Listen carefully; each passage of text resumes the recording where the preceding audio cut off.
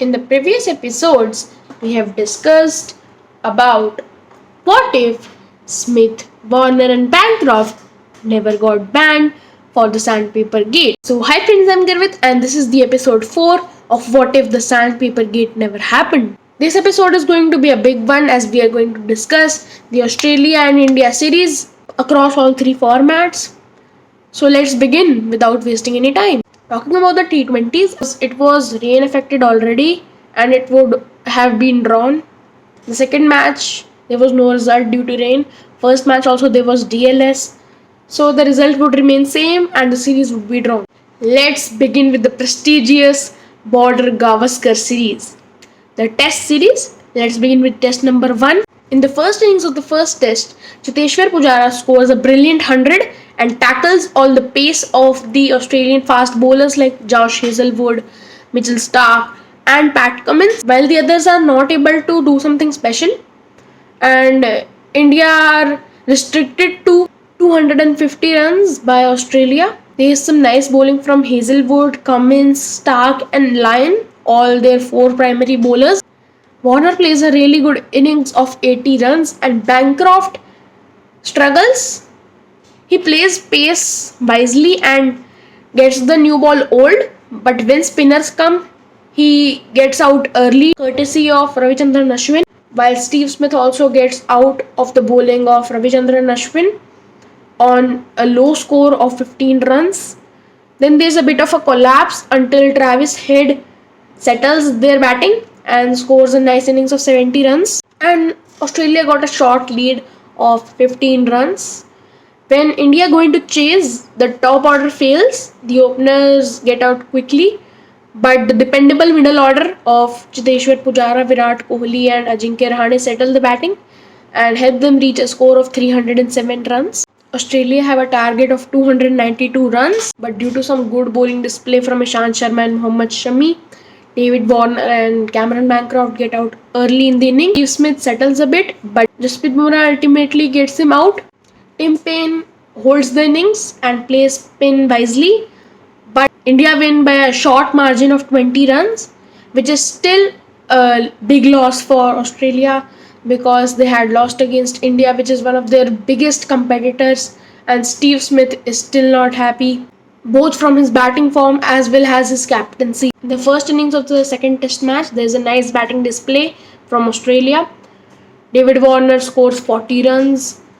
Travis Head is there with a brilliant 50. Also, Sean Marsh scores 50 while Steve Smith gets out of the bowling of Ishant Sharma. He is struggling with batting, which is really not his weak point, but that mental pressure is affecting his batting form too. Australia finish on 310 runs. To which is reply, Virat Kohli comes up with the amazing 100, while Ajinkya Rahane also scores a 50 and Nathan Lyon comes up with a brilliant fifer. In the second innings of Australia, Usman Khawaja is there with a brilliant 72. He stays in the crease after the quick dismissals of Warner and Bancroft. He settles down and then plays his natural game against Hanuma Vihari, and he also plays some really nice shots against Umesh Yadav and spoils his rhythm, and which affects his team's score, and he ultimately makes his team go to the score of 290 runs. India have the target of 250 runs, to which is reply, India collapsed really badly, while all of Australia's main bowlers, that are Pat Cummins, Josh Hazlewood, Mitch Starc, and Nathan Lyon, destroy the Indian batting lineup. No one looks settled and everyone gets out, and India is all out for 140 runs, and Australia hand them a big loss of 110 runs. The third test, India bat first and they have two new openers in Hanuma Vihari and Mayank Agarwal. Hanuma Vihari plays defensively and gets the new ball old, while Mayank Agarwal tackles the Australian bowling really nicely in his debut match and scores a nice 80-run innings. Cheteshwar Pujara scores a brilliant 100 and Virat Kohli also supports him with an 80. While batting at number 6, Rohit Sharma also scored 63 runs and set a big total for Australia of 450 runs. While there is some nice bowling from Pat Cummins, but still batting is the part that is highlighted in this innings. To which is reply, Australia collapsed really badly for 150 runs. No batsman is able to get momentum and score a nice innings. And there is some brilliant bowling display from all the bowlers in the Indian team, especially Jasprit Bumrah, who destroys the Australian batting with his pace, hit the deck bowling, and variations. In India's second innings, no one is able to get going, and 106 is the total that they get.